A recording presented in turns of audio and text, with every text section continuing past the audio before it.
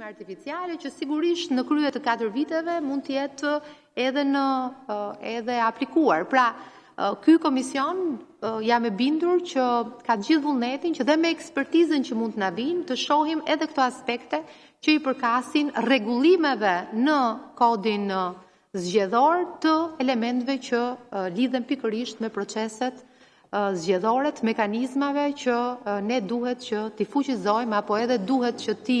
përfshim pra në instrumentat e kodit në mënyrë që të pararendim edhe të jemi në një hap me atë që vetë koha e kërkon. Dhe gjithashtu duhet kemi parasysh edhe aspekte tjera që unë i thash, që lidhet me financimin që është një detyrë e këtij komisioni, por edhe pse jo, për të rekomanduar edhe aspekte që lidhen me penalizimin e shpifjes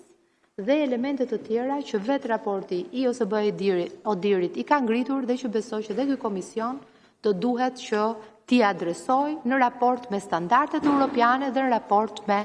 cilësinë e procesit zgjedhor në tërësi, qoftë për 2027, qoftë edhe për 2029. Faleminderit.